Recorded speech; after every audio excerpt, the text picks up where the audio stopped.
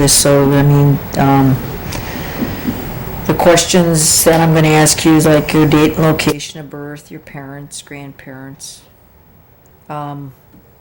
Different questions about when you were growing up and that. Okay, Debbie, anytime you're ready. Okay, I'm ready. Okay, Marie, if you could tell me your full name and spell it for me slowly, please. Marie Estelle Webster Gilane. Marie Estelle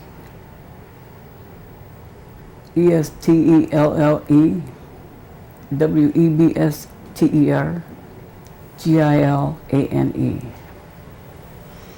And what year were you born? I was born August 2nd, 1935. Okay. Is And that the second? Yes, And one last thing, is Webster your maiden name? yes. Okay. and where were you born? I was born in Oneida, Wisconsin, up in the northern part of Wisconsin around Ashland. Okay. Now, were you born in the hospital or were you born at home? Or No, I was born at home. it was a midwife? Or I think it was, but I'm not sure. okay, So I was told I was born at home. okay. What were the names of your parents? My mother's name was Cecilia Bennett, and my father's name was Francis Webster. Okay. Do you know what year they were born? I think my dad was born in 1908, and my mother was born in 1913, I believe. Okay. Do you remember anything about your grandparents at all? I remember my grandmother, but I don't remember my biological grandfather because I think he died before I was in the picture. Okay.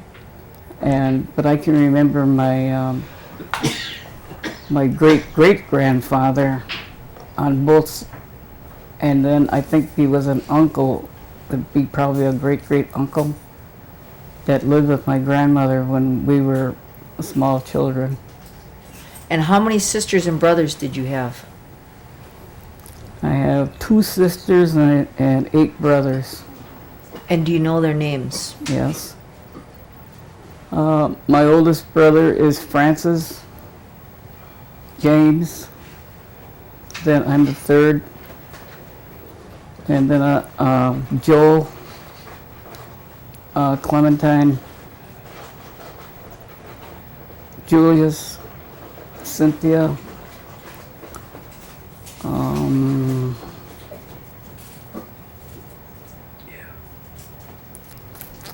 and the last ones are twins, Dean and Jean. Okay. Did they attend school at all? Do you know if they went to school? I think my mother went to school. She was talking about she went to boarding schools. And I think my dad went to boarding school too for a little bit, but not too long. Did they say the names of their boarding schools at all? No, I don't remember that. Okay. What about your grandparents? Did they ever mention anything about school at all? No, they never mentioned anything about school. Okay. Now, when you were growing up, what kind of work did your parents do? Well, I think my mother was a housewife all her life. When we were on the reservation, we lived, I remember we lived in a house by a river, and I think my dad worked on the road, like I think they said they call it the WPA or something like that. Mm-hmm. And my mother stayed home, and he was gone a lot of the time. And when you were growing up as a child, what kind of chores did your mother have you do, or the kids have? What did you have to do? as a I child? guess just regular chores that a kid does is pick up, and I don't remember doing too many chores. Did you have electricity and running water or in your No. house? No, not on reservation. Okay. And as far as the kids going to school, did you go to school? Did the kids go to school? Yeah, we went to school at St. Mary's Indian School, and the bus used to pick us up every morning over in Oneida. Okay. And what age did you continue to go to school? When? Okay,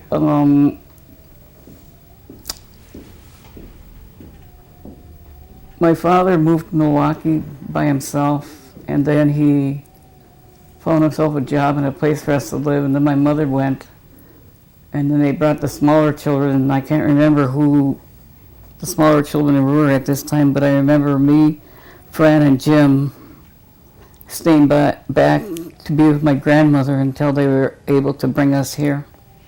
Okay. And did you go to school the whole time up there and then continue on down here? Yes, I only went to school till maybe about the third grade in Oneida, and then they brought us down here. And you went to school, you started Yes, school here then I went also. to school here. Okay. Do you remember your parents using native language, Oneida language, or? Yes, every time my parents got together with their brothers or their sisters, they would speak the language, especially with my grandmother, and then with my aunts and uncles on my father's side that lived in Lac de Flambeau. Do you remember if you went to church when you were growing up, or you have any church affiliation? Yes, our grandmother made us go to church, and so did my father. My father wasn't Catholic, but he made us go to church because we always went to Catholic schools. Okay. Was it Catholic church that you went to then? Yes. Okay. Anything special that you remember about your parents or your grandparents that maybe, like, say, a holiday or something maybe your grandma did which really stuck in your mind? And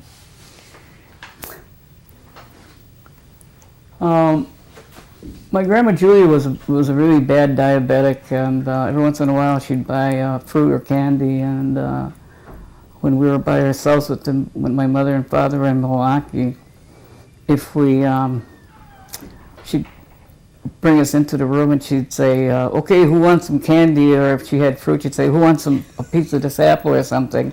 And then we'd have to come over there, and she'd make us. She said, "Okay, hop around now, and I'll give you some." So we meant to hop around. She'd give us some candy or some fruits. And what about, like, say, holidays or something like that? You remember, how was your Christmas celebrated? Do you remember? Well, they used to the older guys used to have to go cut down a Christmas tree, and then we'd have a Christmas tree in the house. And I remember we used to hang our socks. We didn't have socks that they have nowadays, but our socks around, and they'd fill them up with apples and candy and stuff like that. And then we didn't get too much, maybe a small toy or something like that. And I remember that my sister and I each got a doll, and my sister got mad at me. She threw my doll down the stairs, and it broke. So they must have been made out of porcelain or something. No, I think it was made out of that plastic stuff. Remember, they used to make those dolls out of plastic stuff? That real thick plastic. Yeah. Yeah. I remember that specifically, that she broke my doll. Do you remember your parents, did they have any, or your family have any involvement with the tribal government at all, or anything they talked about maybe? My grandma was involved in a lot of stuff that went on in the town. I thought she used to go away and be in meetings and stuff like that, but I don't know what it was for when we were living with her, because she was very involved in the whatever was going around in the church, or she knew all the people in the post office and junk like that, or stuff like that, So. Now, you mentioned something about your dad And did your dad ever share any stories with you about Oneida at all? No, because my dad was when my grandpa, he was in Oneida. He was full-blooded Oneida. Mm-hmm. My grandpa Webster was a womanizer, and so my grandma was a Chippewa Indian from White Earth. And when he was young, he stayed in White Earth with my grandma, and he was brought up mostly Chippewa. Mm. See, because we didn't know we were part of Oneida until when we were grown, and we grew up with a few people, the Scanadors and the Silases, when we moved on the south side. Mm-hmm. And we thought we were all Oneida, and it was kind of bad. I mean, I'm a Chippewa. It was kind of bad to be Oneida when we were like that. It was, kind of a competition thing. Oh. And so I remember we, would be kind of in competition, like, because we were Chippewa and they were Oneida, but we were friends. And do you remember where you grew up then? Where did you live next door to the Scanadors? Or? Yes, we lived next door to the Scanadors on 6th and Bruce. Okay. And there was like 4 or 5 apartments up there, and the Scanadors and the Silases lived up there, and there was a lot of other Indian families that lived around that neighborhood. So when you came to Milwaukee, where did you go to school? Do you remember? When we came to Milwaukee, we lived on the east side, and I went to St. John's Cathedral. They had a school? Yes. Oh, And that's where I made my first communion there. okay.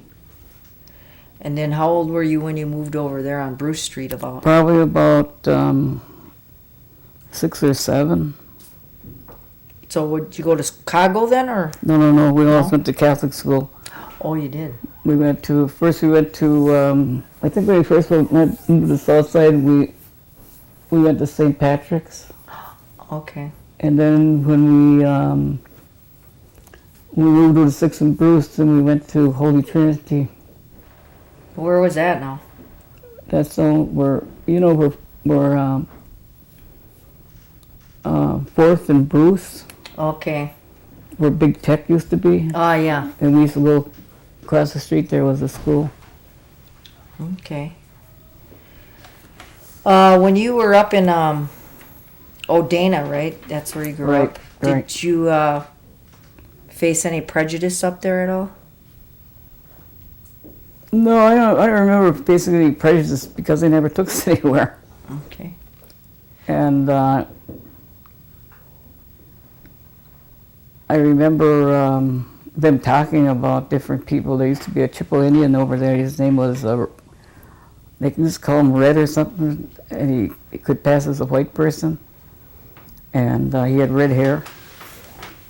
And if they wanted to get some beer or something, they'd get this guy to go to the tavern and buy them beer because the Indians weren't allowed to buy beer back then, I guess.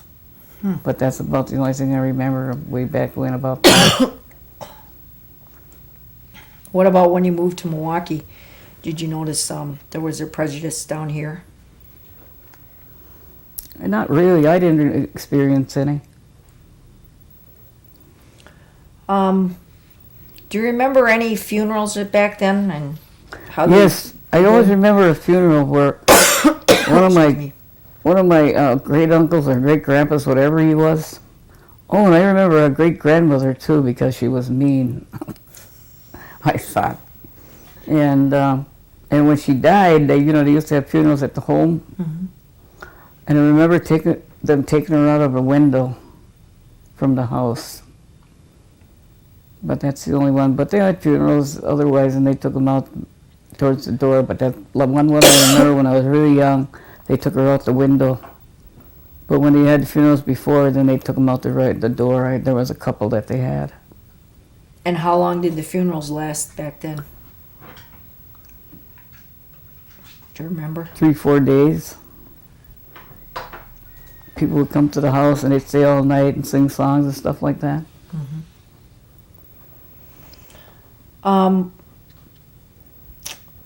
Let's see here. Any cultural things that you remember, practices back then, different than maybe from today?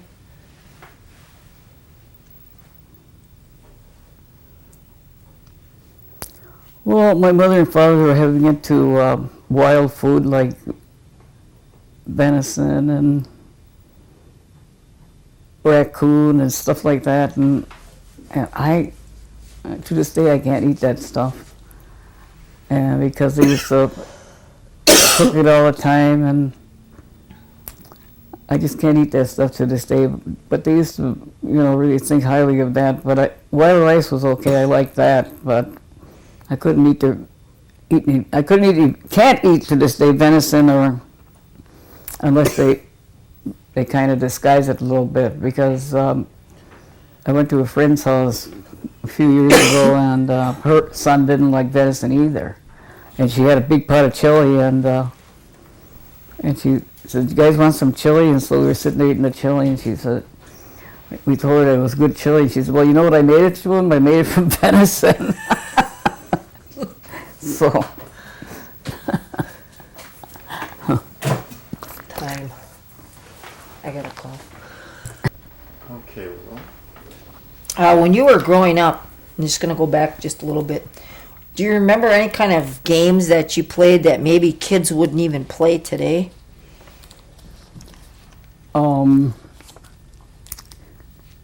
Used to play kick the can.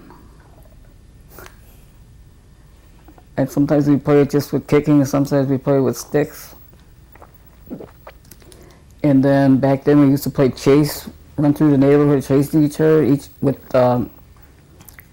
there'd be 4 or 5 kids on each side. And if they got caught, they had to go back to where we started until everybody was caught on each side. And I guess that's about the only ones I can remember that we played back then with the Skinnadors and the Silases in that neighborhood.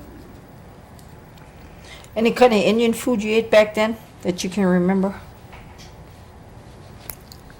No, just that wild rice and venison and raccoon and... Was that your dad that hunted for those things, or? No, people gave them to us. Now, later on when you, I should say, did you get married, or do you remember what year you got married and who was your husband?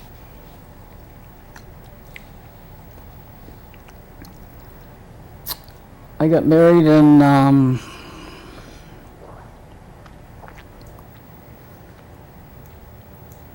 I think it was 62.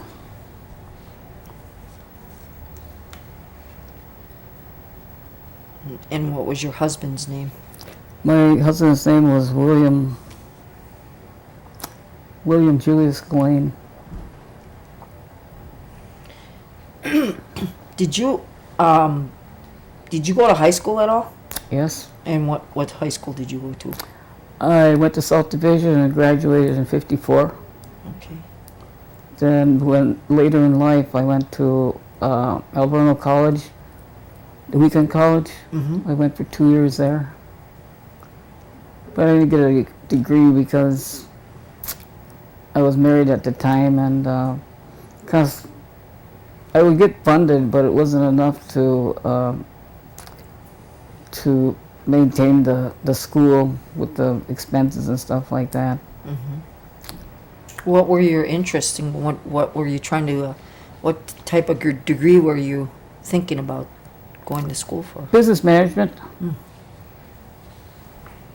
And then I happened to be in management at one point in my life. At the end of my life, actually, my working life, Okay. because I was the cigarette shop manager at Potawatomi Bingo for almost 10 years. I ran their smoke shop down there. Oh, okay. But I was in cigarettes most of my life.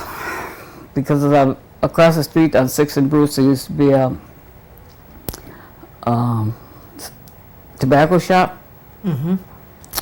And back then you have to, they still do, they stamp the cigarettes at the bottom.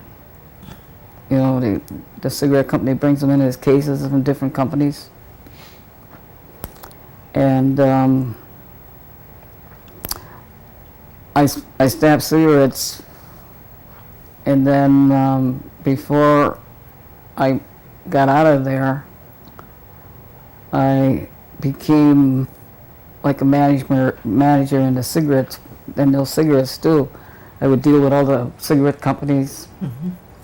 order the cigarettes for them, figuring how much we needed, you know, for a week and stuff like that, Mm-hmm. and then stamp them for the customers that they had. And then that company closed down. That cigarette company. Mm-hmm. And so I collected unemployment for a while, and then I went into a job called merchandising in cigarettes, where I used to go all over the city taking care of the cigarettes, pulling the ones that were dry, and replacing them with new ones. And it was a good job, and I could go. I was all over the city and some parts of New Berlin, and I only worked 20 hours a week, and I got paid good. Plus, they gave me mileage, and so I was in that for about 4 or 5 years, and then Hartford Chigoni down at Potawatomi asked me if I wanted to come to Potawatomi and run a cigarette shop, smoke shop. So I says, "How much you giving me?" So the price was right, so then I went down there. Great. Were you in the military at all? Yes, it was. And when would that been? When I got out of high school, in '54, and then I was bumming around doing this, that, and the other thing, and I didn't think that I was, doing anything worthwhile. So a friend of mine, my good friend, in fact, she now lives in Minnesota. She's still my good friend. We decided we're going to join the service because since she graduated the year after I did. So we went down to take the test, and she flunked and I passed. So I was in the service for 2 years. I was in the Marine Corps. Wow. I went to Parris Island for my training Mm-hmm. for 8 weeks. Now, where's Parris Island? Parris Island is, I think, in North Carolina. And then when you get out of boot camp, you hope to be transferred to some place like California or someplace far away from Wisconsin or far away from the boot camp, because they pay you to go there and back, and then they give you leave. Well, I got transferred just a few miles up to Virginia, where the big naval station is in Norfolk. Okay. It was just a little Marine camp that was adjoined to the naval station, because I remember that the Navy has the best food, it seemed like, next to us, the Marine Corps, and we used to go over to their mess hall and eat. Well, the Marine Corps, a division of the Navy anyway. That's why they're on the boats. Well, anyway, I got stationed over there, and I was supposed to be a clerk typist, and I couldn't type for beans. But they put me in this office, and it just happened to be that there was this corporal kid that worked there too. He was a good typist, and they'd tell me to do stuff, and I'd say, "Hey, type this up for me, will you?" And he'd type it up for me right away. I was in the embarkation office at this little base, And what we did was load boats on the paper down to the last fork, tell them how many forks they had in that ship and how many sheets they should have in that ship and how much food they should have in that ship. And they got to be doing big stacks like this, how much stuff there'd be on those ships. So that's what we did. Oh, wow. How did you like your time in the military? Well, you know, when you're there, you hate it, but when you get out, you don't think it was that bad. Because then I transferred out of there, and I went to, I transferred for Camp Smith in Hawaii. Did you get it? Yes, I did. So I was in Hawaii for a while, but it wasn't as glamorous as I thought it would because, you know, there's not too many places you can go in Hawaii, and you can go around the island in about an hour and a half, and you've seen everything, you know, but it was interesting. It was a long way away, and they took us in the transport plane where we had to sit in our fatigues in these jump seats, you know, and the first time I flew over the ocean, I was scared. And the time difference is really weird, you know. I think when it's daylight over there, it's like about midnight over here or something like that. I don't know what it was. So you never knew, you know, when you could call home and stuff like that. And it was a really crazy thing. You know Jim Cooper? Mm-hmm. You remember him? Yeah. My friends and I went to this officers club over there, and we were sitting there, you know, and all of a sudden, who walks in was Jim Cooper. Holy cow! So I went up to him, and it was so busy in that place, and he just happened to be going to the bathroom. And I was pulling at him, and he was walking just fast, and he probably had to go to the can, and I almost went into the bathroom with him. Finally, he turned around and he says, What are you doing here? So then I hung out with him almost most of the night, and then he walked me back to my base. Well, you know, when you go on leave on the weekend, you don't have to be there until Monday morning, so I didn't get home that night till about maybe 4 o'clock in the morning, but then I didn't have to get up the next day, so that was fun. But I never seen him again after that when I was there. He must have, I think he was in the Navy or something like that. I can't remember which. So, but that was funny. That had to be kind of interesting. Yes, it was. And then my brothers were in the Marine Corps too. I've got, Jim was in the Navy and Fran was in the Army, and the twins were in the Marine Corps, and my brother Julius was in the Marine Corps.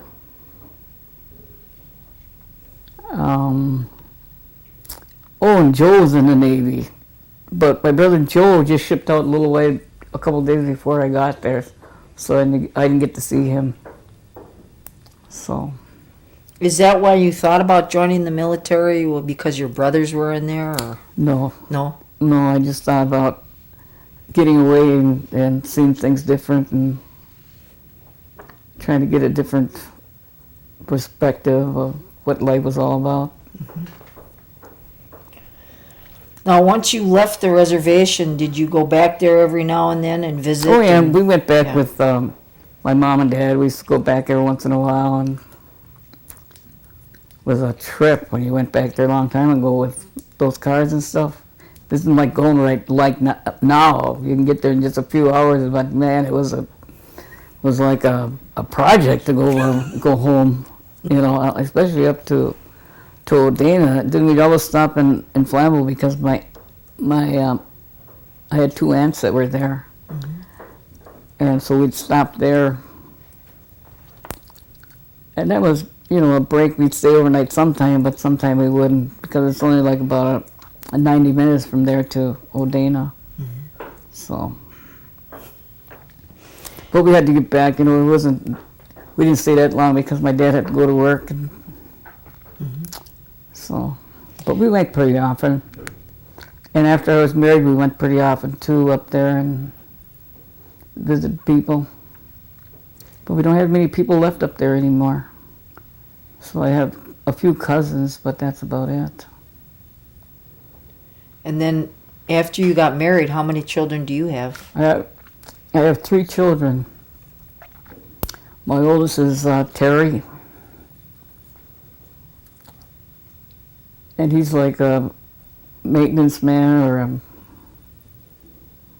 he's a jack of all trades, really. He's can do almost anything. And then I got Tony, and Tony's the one that's up in Oneida. He's going to school. He's going to Superior right now because he needs those classes that are up there in order to finish his degree in what he's doing. Mm-hmm. He's been in that paper a few times that they get from up there. I think it's called the Gifford or something like that. Mm-hmm. Or Gifford or something like that. But he puts on through his work. What do they call those when they cook the fish in water and stuff like that? Oh, the fish boils? Fish boils. He's been in a few of those. He's done those up there through his the people that he goes to school and goes to work with. So. Is he like a chef or something? No, he's not a chef. He just does. They just taught him how to do that, and they do that for.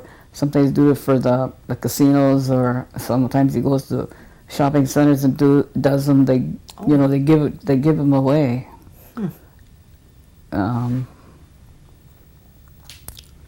And he lives in Oneida. So says he likes it up there, but I don't know. I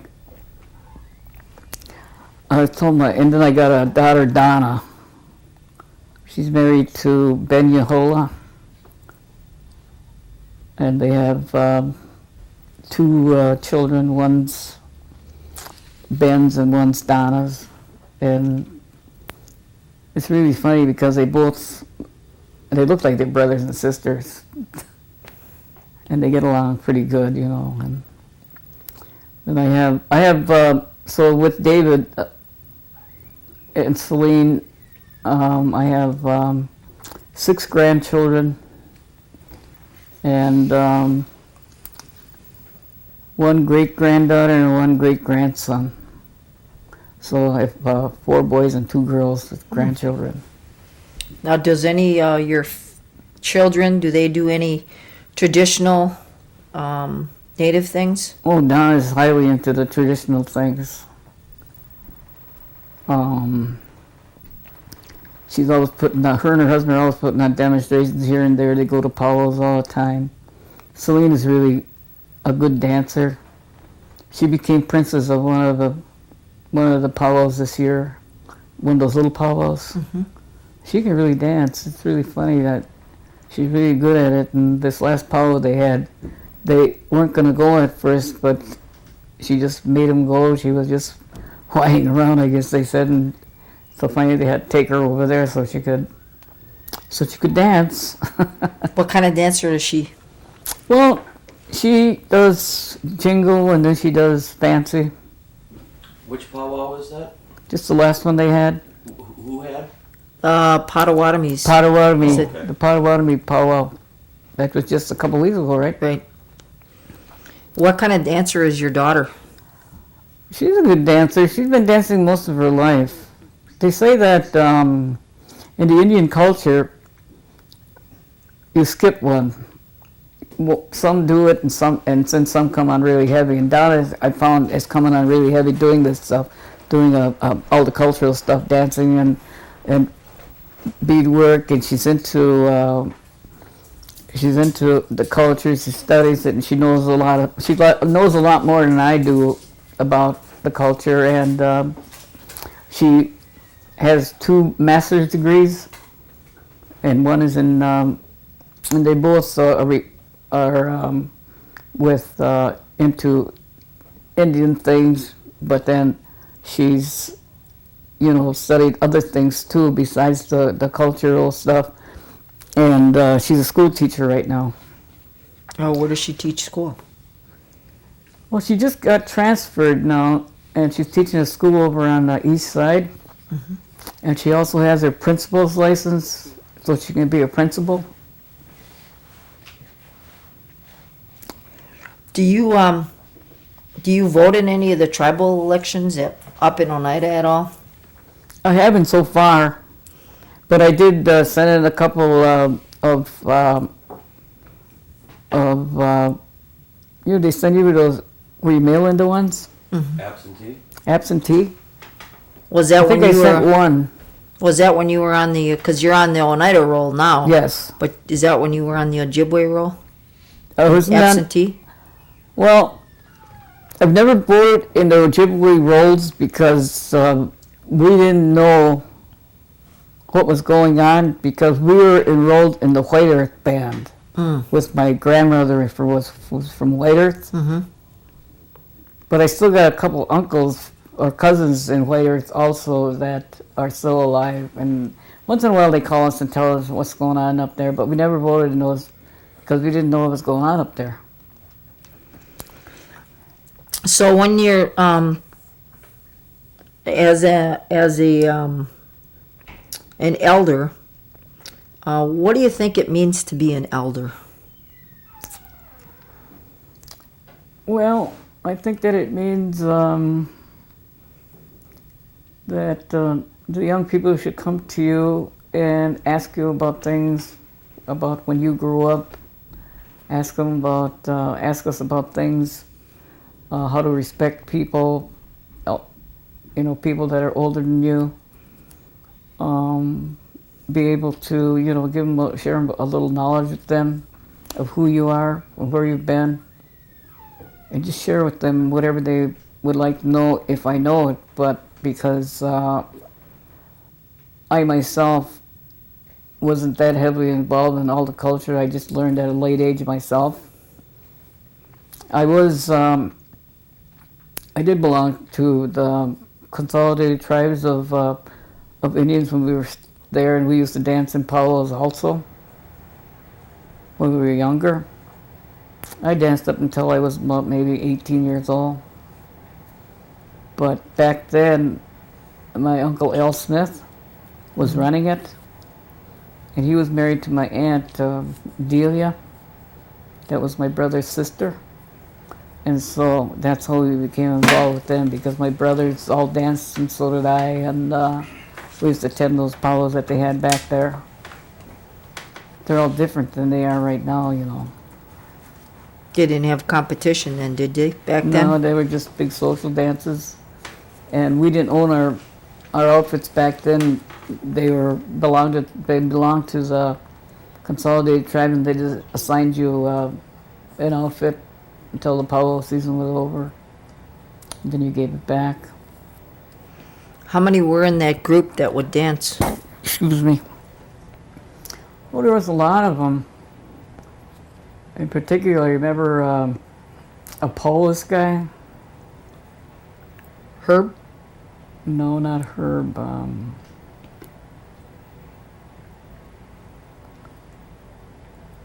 Kenny Paulus. I remember Tom Ketchikumi. He used to dance. And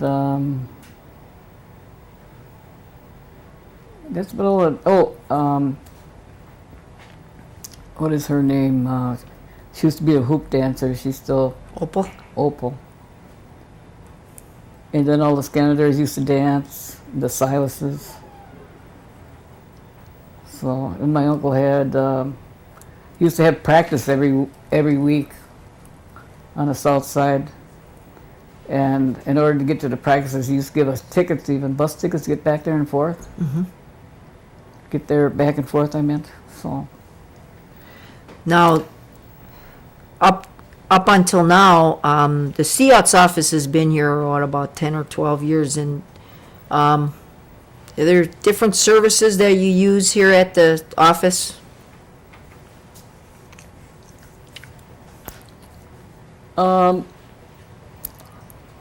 just use the health service. I'm just now learning about the service that that they have to offer, because I'm such a new member right now of the Oneida tribe.